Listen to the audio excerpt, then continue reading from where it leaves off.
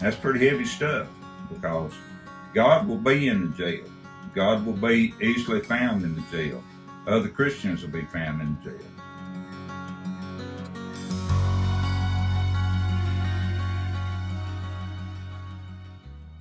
Well, Tess, it's good to be with you today and answer some questions about something that I feel like I know quite a bit about, but about things that happen in a county jail. My question would be for all the listeners and viewers here, how do you know that much about jail and all the procedures? How did that come? Well, I would say the Lord placed me there.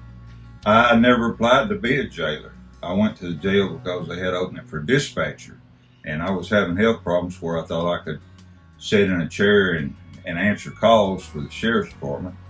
And I had a little former training in law enforcement, and I thought that would be a good job for me. And they put me in the jail working as a jailer. And I've got 13 years altogether working as a jailer, all types of situations. So, yeah, I have some experience there. That's wonderful. So you find almost like a calling in that job.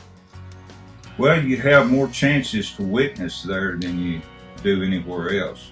I've had inmates come out and talk to me because they get tired of talking to other guys they're locked up with, and they want another view besides fellow inmates. And they'd come out and talk to me, and I'd give them a chance to talk to me in private, and they would say, I have concerns about how my life is going. I just feel like I'm bottomed out. And I would tell them, at first I'd ask them, I'd say, do you have a Bible in there in your tank? And they'd reassure me, oh yeah, we have Bibles in there. I'd say, well, look at the book of Job. I want you to read the book of Job and then get back with me. And so I'd see them in a few days. I'd say, did you read the book of Job? And he said, yeah. I said, do you have it as bad as Job did? None of them ever claimed to have it as bad as Job did. And so I think steering them in that way. I had one guy in particular that said he needed a Bible. And I said, okay, I'll get you one. He said, because I got a bunch of stuff I need to write down in, phone numbers and stuff. And I said, well, I think you'll find out that it's good for more than just writing phone numbers in. And when I saw him later out in the world after he got released, he reminded me of that. And he had found it to be more than just something to keep his phone numbers in. It was something that gave him some clarity and a different choice besides a criminal life. Now, we're talking about county jails in Texas. There's some difference between state to state. And I won't say which county this or that because liability reasons. But overall, they're quite similar in that in Texas we have a jail standards board that sends people around that talk to the jailers and talk to the inmates and see how things are running as far as safety and how the laws are being obeyed, how the rules are being obeyed. So in the state of Texas, when a person goes to the county jail, if they're going to end up in prison, they could be a real bad person. And they go to the county jail before they go to prison because when they go to the jail, they're only charged with a crime. When they're sentenced to a crime, they may be sentenced to more time in jail, or they may be sentenced to time in the state penitentiary. So you have different levels of criminals there, from young first-timers to really hardened criminals that may have spent a lot of time in the prison system, but they're stuck back in the county jail for whatever reason.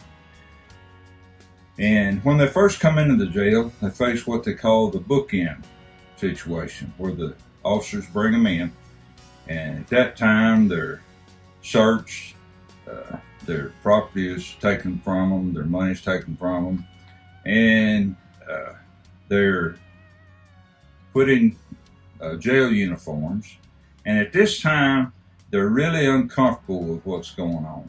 They've just come off the street where they're used to their own freedom and being able to do whatever they want to, and now they're having to take orders from somebody, and they're locked up where they can't go where they want to. Sometimes there's weeping and wailing and gnashing of teeth Whereas other people that have been in the jail for a little bit of time, they're comfortable with it. They know what we're going to have for supper. They know what's going to come on TV.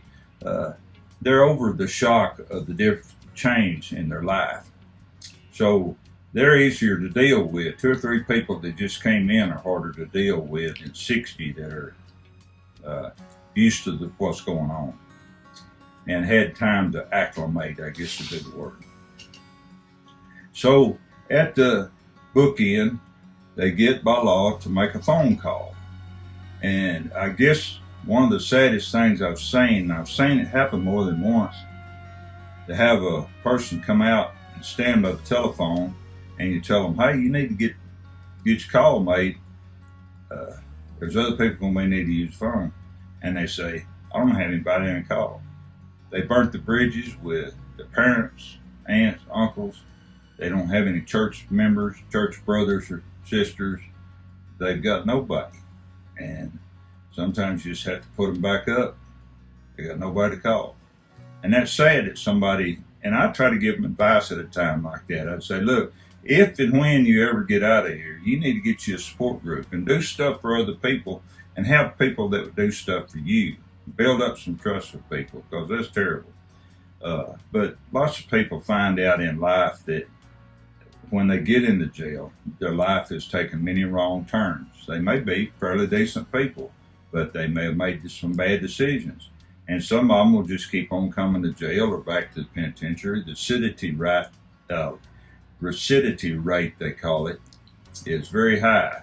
But there are some people that get in jail and they think, I don't want to do this anymore. I don't want to come back here.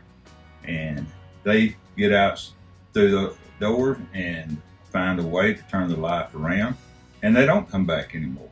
And when I see those people out in the world, we call it, it makes me real proud. I've had people tell me that being in the jail has saved their life, and some of them have said it's not only saved their life, but it's saved their soul. That's pretty heavy stuff, because God will be in the jail. God will be easily found in the jail. Other Christians will be found in the jail, because what else have they got? They need somebody to turn around. And there are always church groups that are sending ministers to the jail to talk to the people. And if they want a Bible, there's organizations that will make sure they have a Bible. And it helps to have a Bible, because that's one of the only things the jail people won't take away from you. You can write down your friends' phone numbers and important things in there that you want to keep up with. But one of the saddest things when you see somebody get released and they leave that Bible there outside the jail. They don't take Jesus or the Bible with them.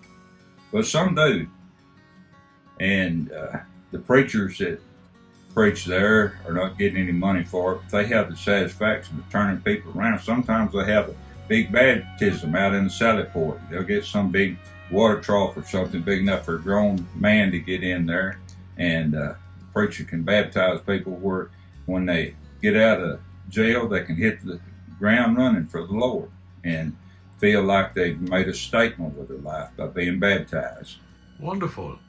So I think we are running on 8 minutes now. We need to wrap it up for today, but I feel we will go on. So if you have a few words to close up this session for today.